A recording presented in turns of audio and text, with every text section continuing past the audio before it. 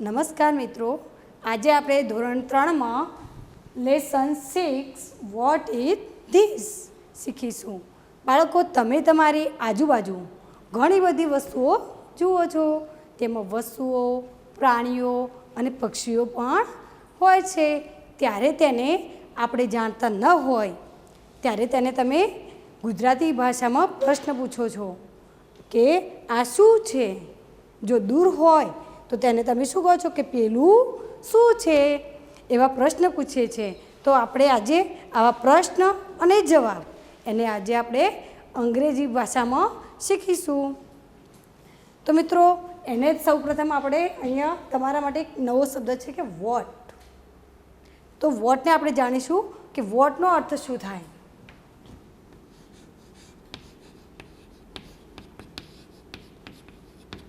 વોટનો અર્થ થશે શું. તો વોટ એ પ્રશ્ન પૂછવા માટે વપરાય છે. કોઈ વસ્તુ હોય, કોઈ પક્ષી હોય કે કોઈ પ્રાણી હોય, એને જાણવા માટે આપણે વોટ વડે પ્રશ્ન પૂછીએ છીએ. હવે વોટની સાથે ધીસ કે ધેટ મુકાય છે અને ધીસ અને ધેટની સાથે ટુ બીનું વર્તમાનકાળનું રૂપ ઈજ આવે છે. તો હવે આપણે જોઈએ આ ચિત્રો દ્વારા કે આ સૌપ્રથમ આ ચિત્ર છે એ આના માટે આપણે પ્રશ્ન પૂછીશું કે આ શું છે. અને એ પાછું આપણે કેવું છે, અહીંયા અમુક ચિત્રો નજીક દેખાય છે અને અમુક ચિત્રો દૂર દેખાય છે. હવે આપણે આ જોઈશું આના માટે સૌપ્રથમ. તો આ છે આ શું છે. તો આપણે હવે એને અંગ્રેજીમાં પ્રશ્ન પૂછવા માટે આપણે વોટથી પ્રશ્ન પૂછીશું. એટલે ત્યાં આપણે ક્વેશ્ચન થશે કે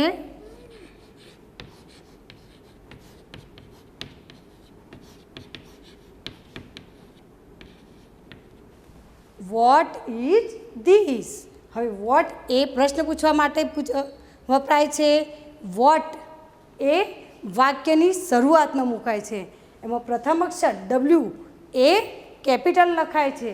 ત્યાર પછી ક્રિયાપદ ઈજ આવે છે અને ત્યાર પછી ધીસ વસ્તુ નજીક છે માટે આપણે ધીસ મૂકીશું અને છેલ્લે આપણે પ્રશ્નાર્થ ચિહ્ન મૂકીશું. એટલે આનો મતલબ થશે કે આ શું છે. તો હવે આનો આન્સર છે, આપણે અહીંયા ચિત્ર જોઈને એનો આન્સર લખવાનો છે.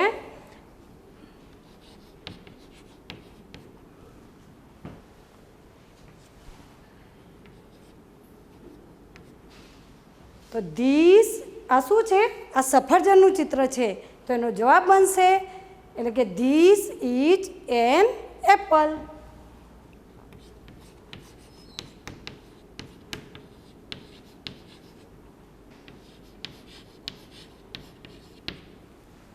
ધીસ ઇઝ એન એપલ એટલે કે આ સફરજન છે.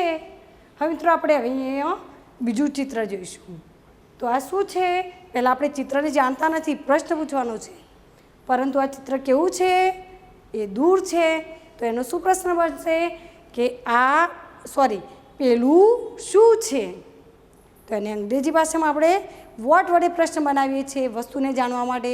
તો આપણે વોટ વડે પ્રશ્ન પૂછીશું. What is that.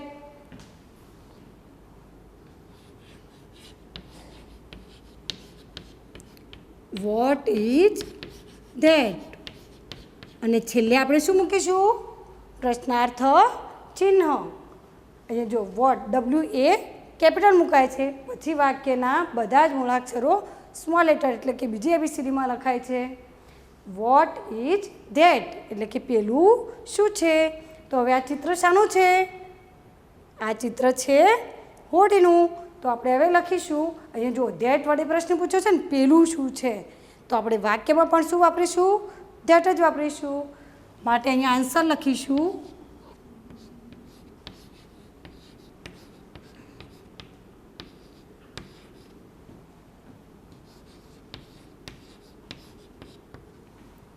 That is a boat એટલે કે પેલી હોડી છે. બરાબર. ત્યારબાદ આપણે હવે અહીંયા શું છે, જવાબ છે. માટે ત્યાં આપણે પૂર્ણ વિરામ એટલે કે ફૂલ સ્ટોપ ત્યાં મૂકીશું. હવે જુઓ અહીંયા આ શાનું ચિત્ર છે. હવે આપણે આ ચિત્રને જોઈશું.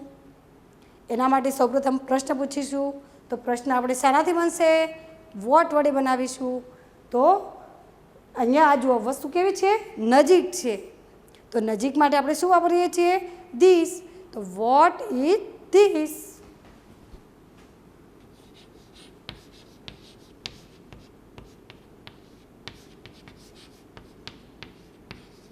અને છેલ્લે આપણે શું મૂકીએ છીએ, પ્રશ્નાર્થ ચિહ્ન મૂકીએ છીએ. What is this. હવે આન્સર એટલે કે આનું શું છે, આ દડો છે. ધીસ વડે વાક્ય બનાવ્યું છે ને, નજીક છે માટે. તો આપણે અહીંયા ધીસ વડે પણ એનો આન્સર લખીશું કે ધીસ ઇઝ અ બોલ. આ દડો છે.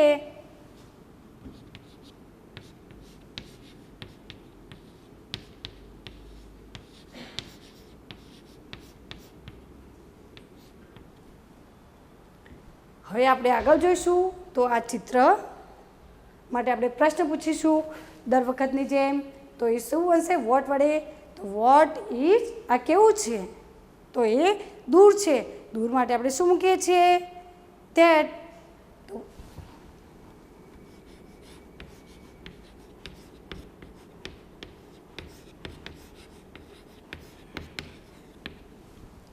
વોટ ઇઝ ધેટ, પેલું શું છે. તો આ શું છે, શાનું ચિત્ર છે, આ છે ઝાડનું ચિત્ર. તો અહીંયા આપણે ધેટ વડે દૂર છે. તો આપણે અહીંયા જવાબમાં ધેટ ઇઝ અ ટ્રી, એટલે કે પેલું ઝાડ છે. બરાબર. છેલ્લે આપણે પૂર્ણવિરામ મૂકીએ છીએ અને પ્રશ્નાર્થ વાક્યની પાછળ પ્રશ્નાર્થનું ચિહ્ન મૂકીએ છીએ. ત્યારબાદ આપણે હવે અહીંયા જોઈશું કે આ ચિત્ર શાનું છે. આ હવે થોડુંક ચિત્ર આપણને નજીકથી દેખાય છે. તો એના માટે સૌપ્રથમ પ્રશ્ન બનાવીશું વોટ વડે. તો વોટ ઇઝ ધીસ.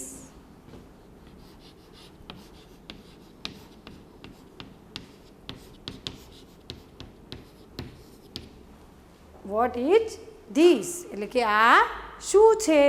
તો એનો આન્સર બનશે આ ચિત્ર શાનું છે. તો આ ચિત્ર પતંગનું છે. પતંગને અંગ્રેજીમાં શું કહેવાય, કાઇટ કહેવાય.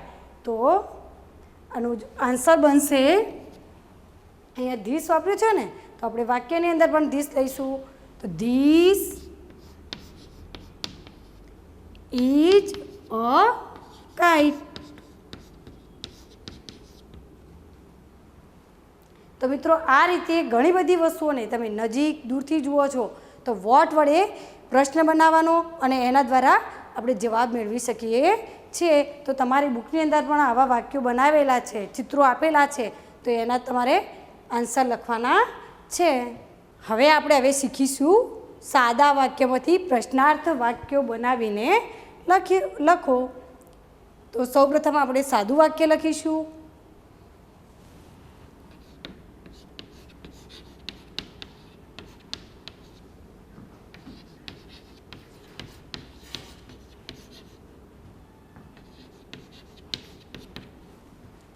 This is an elephant. આ વાક્ય કેવું છે મિત્રો? આ વાક્ય છે સાદું વાક્ય.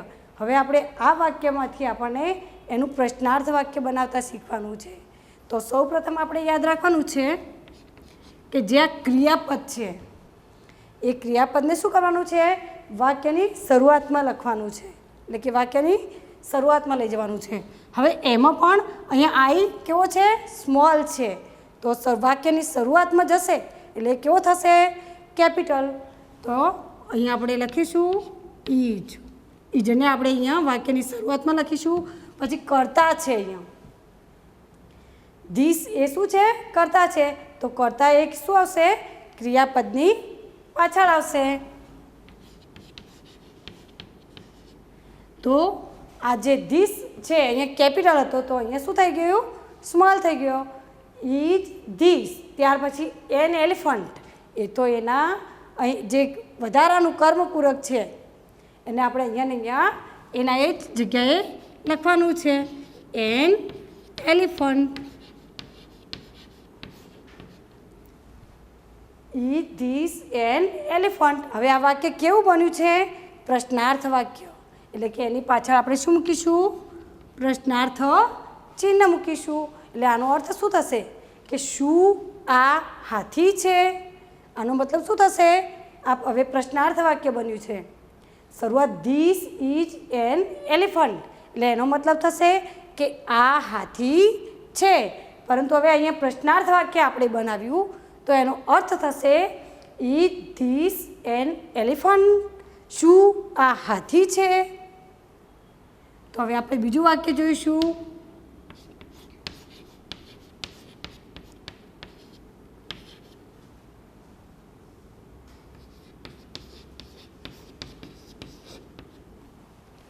ધેટ ઇઝ અ સ્કૂટર, એટલે કે પેલું સ્કૂટર છે. તો હવે આપણે આનું પણ પ્રશ્નાર્થ વાક્ય બનાવીશું. તો અહીંયા આપણે ઉપર જોયું હતું ને કે ઇઝ ક્રિયાપદ છે એને વાક્યની શરૂઆતમાં લખીશું અને એનો આઈ પણ આપણે કેવો લખીશું? કેપિટલ લખીશું. ધેટ જે કર્તા છે એને આપણે ક્યાં લાવીશું? પાછળ. અને જે પાછળ છે એને આપણે એના એ જગ્યા ઉપર મૂકી દઈશું. અને પાછળ આપણે શું લગાવીશું? પ્રશ્નાર્થ ચિહ્ન મૂકીશું. એટલે બની જશે આપણું પ્રશ્નાર્થ વાક્ય. તો ઇઝ ધેટ અ સ્કૂટર, શું પેલું સ્કૂટર છે? એનો મતલબ શું થાય કે શું પેલું સ્કૂટર છે? હવે આપણે બીજું વાક્ય જોઈશું.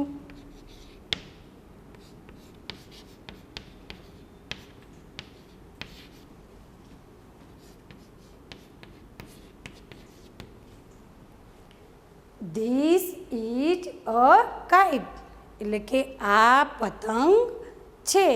આ વાક્ય કેવું છે? તો આ વાક્ય એ સાદું છે. તો હવે આપણે એને કેવા વાક્યમાં ફેરવવાનું છે? પ્રશ્નાર્થ વાક્યમાં ફેરવવાનું છે. તો આપણે આગળ જોયું ને એ રીતે પ્રશ્નાર્થ વાક્યની અંદર ક્રિયાપદને આગળ લઈ જવામાં આવે છે અને આઈ પણ શું કરવામાં આવે છે? કેપિટલ લખવામાં આવે છે. ત્યારબાદ ધીસને ક્રિયાપદની પાછળ મૂકીશું. ઇઝ ધીસ અ કાઇટ, અને પાછળ આપણે પ્રશ્નાર્થ ચિહ્ન મૂકવાનું છે. જો પ્રશ્નાર્થ ચિહ્ન ન મૂકીએ તો પણ ખોટું પડે.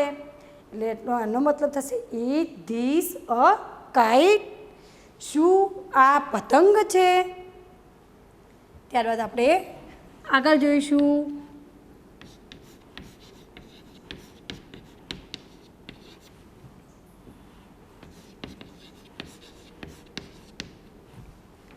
ધેટ ઇઝ અ ટેબલ, એટલે કે પેલું ટેબલ છે.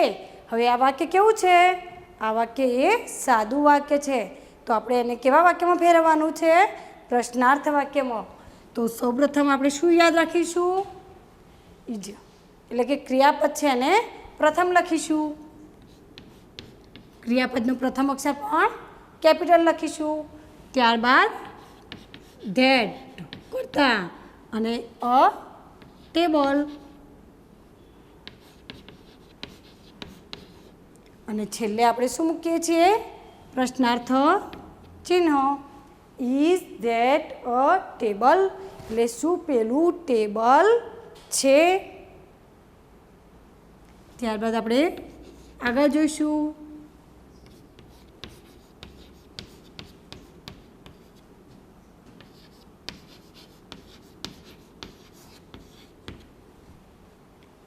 ધેટ ઇઝ અ મેંગો, એટલે કે પેલી કેરી છે.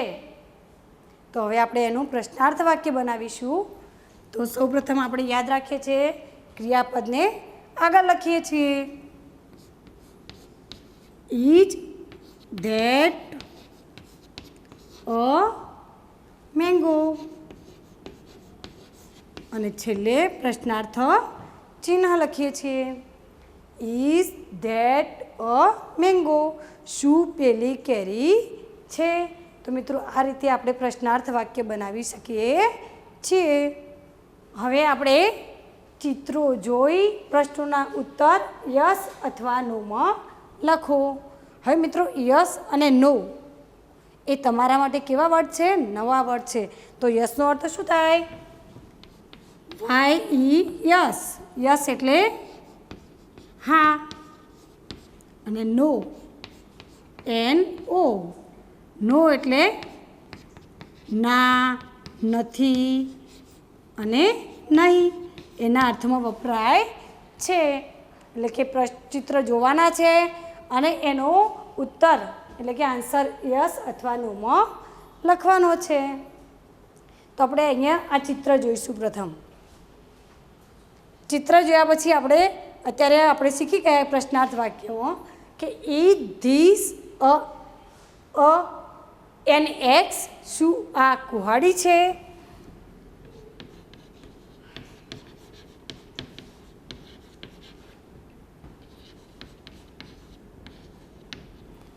ચિત્ર ઉપરથી પ્રશ્ન બનશે ઇઝ ધીસ એન એક્સ? એટલે શું આ કુહાડી છે? તો એનો અહીંયા આપણે ચિત્ર પણ એનું જ છે ને, કુહાડીનું છે ને મિત્રો. તો જો આન્સર શું બનશે? આન્સર આવશે યસ. અહીંયા આપણે જુઓ યસ ધીસ ઇઝ, એટલે કે હા આ છે. એ રીતે પણ લખી શકાય છે. યસનો મતલબ આપણે અત્યારે જોઈ ગયા. યસ એટલે હા, ધીસ એટલે કે આ, અને ઇજ એટલે છે. હા આ છે.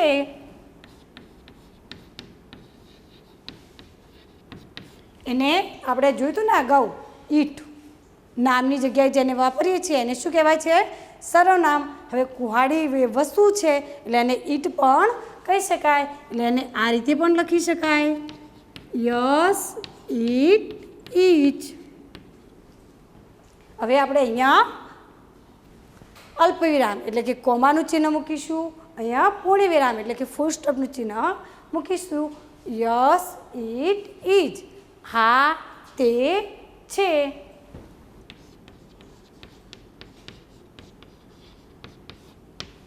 એટલે આ રીતે આપણે આ કુહાડીના ચિત્ર ઉપરથી આપણે યસમાં આન્સર આપી શકીએ છીએ. Yes it is, yes this is. હવે આપણે બીજું ચિત્ર જોઈશું કે આ ચિત્ર શું છે? એ છે કેરેનું. તો આપણે પ્રશ્ન બનાવીશું.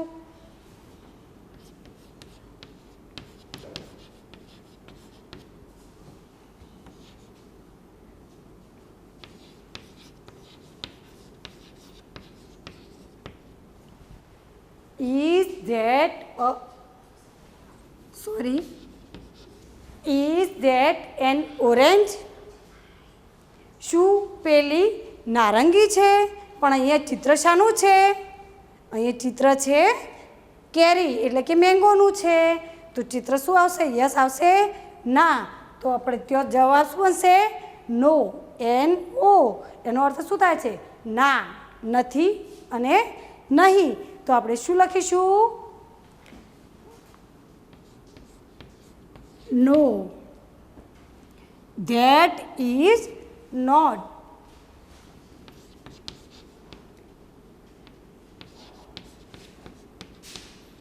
ધેટ ઇઝ નોટ એટલે કે ના. પેલી નોટ એટલે કે નથી. પેલી નારંગી નથી. આ રીતે પણ લખી શકાય નોમાં. ત્યારબાદ નો આપણે કેરીને શું કહીએ છીએ? ઈટ. તો નો ઈટ ઇઝ નોટ. ના તે નથી. આ રીતે પણ લખી શકાય છે. અને હવે ઇઝ અને નોટનું ટૂંકું રૂપ એટલે કે નો ઇટ ઇઝન્ટ.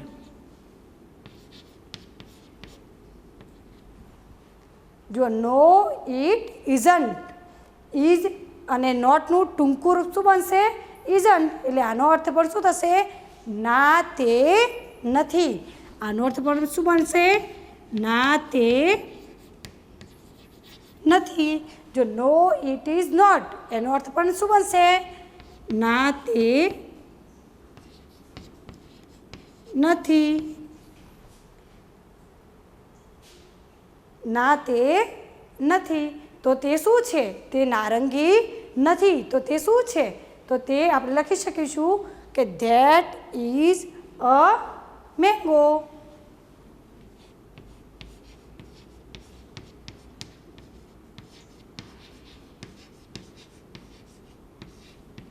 એટલે કે તે નારંગી નથી, પરંતુ પેલી શું છે? કેરી છે. એટલે કે ધેટ ઇઝ અ મેંગો. એને ઈટ વડે પણ દર્શાવાય છે કે ઇટ ઇઝ અ મેંગો, એટલે કે પેલી તે કેરી છે. હવે આપણે મિત્રો આ જો કી છે એટલે કે ચાવીનું ચિત્ર છે, તો આપણે એના પરથી પ્રશ્ન બનાવીશું કે ઇઝ ધીસ અ કી? એટલે આનો મતલબ થશે કે શું આ ચાવી છે? તો આનો જવાબ શેમાં આવશે? અહીંયા પણ ચાવીનું ચિત્ર છે ને? હા, તો એનો આન્સર બનશે શેમાં બનશે? યસ. એટલે કે યસ ધીસ ઇઝ. હા આ છે એટલે કે ચાવી છે એમ પણ લખી શકાય. અને યસ ઇટ ઇઝ એ રીતે પણ લખી શકાય, એટલે કે હા તે છે. હવે આપણે અહીંયા આ શાનું ચિત્ર છે? બેટનું છે, પરંતુ આપણે અહીંયા પ્રશ્ન બનાવીશું.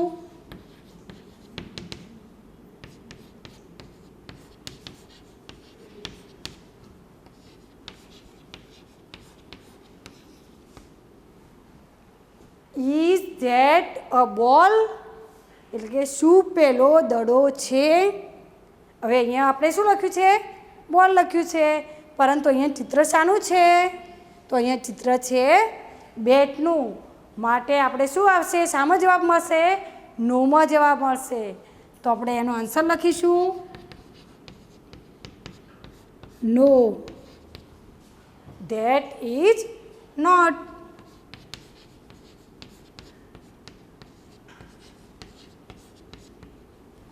નો ધેટ ઇઝ નોટ. ના તે નથી. અને આમ પણ લખી શકાય.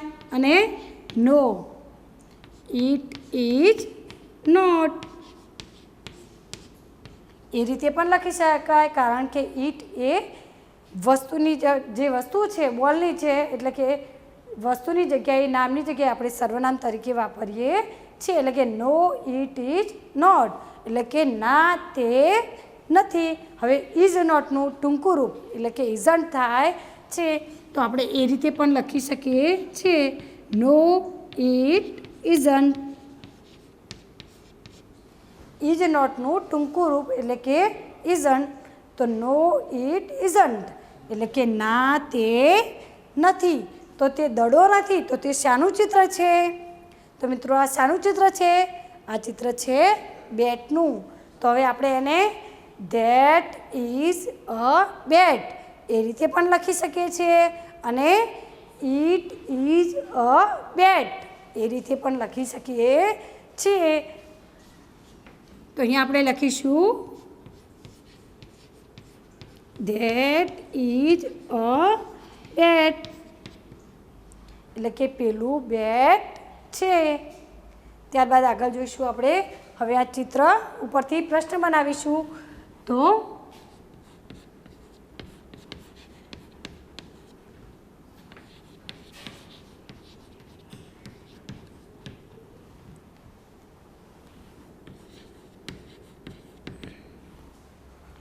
આપણે પ્રશ્ન બનાવ્યો છે કે ઇઝ ધીસ અ ચેર? એટલે કે શું આ ખુરશી છે? તો અહીંયા તો ચિત્ર શાનું છે? ચિત્ર ખુરશીનું છે નહીં, તો અહીંયા ચિત્ર છે પતંગનું. તો આપણે એનો આન્સર શું બનશે? યસમાં આવશે કે નોમાં? ના, તો શામાં આવશે?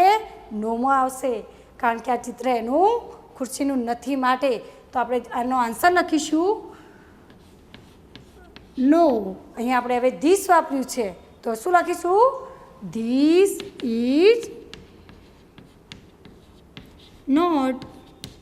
ના આ નો એટલે કે ના, ધીસ એટલે કે આ, અને નોટ એટલે કે નથી. ના આ નથી. એને આ રીતે પણ લખી શકાય. નો ઇટ ઇઝ નોટ. ના તે નથી. અને એનું ઇઝ નોટનું ટૂંકું રૂપ એટલે કે ઇઝન્ટ, એટલે કે નો ઇટ ઇઝન્ટ, એ રીતે પણ લખી શકાય.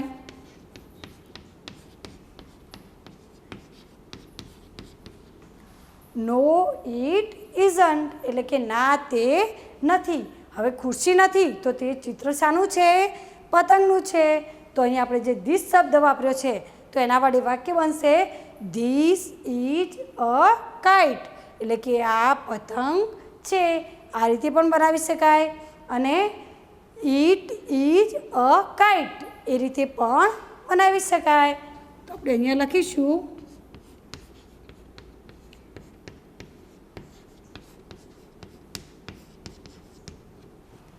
ધીસ ઇઝ અ કાઇટ એટલે કે આ પતંગ છે. તો મિત્રો આ રીતે તમારી બુકની અંદર ચિત્રો પણ આપેલા છે અને હવે તો તમને યસ નોમાં જવાબ લખતા પણ આવડી જાય. તો તમારી બુકની અંદર યસ નોમાં ચિત્ર જોઈ અને પ્રશ્નોના યસ નોમાં જવાબ લખવાના છે. તો ઘરે લખી દેવાના.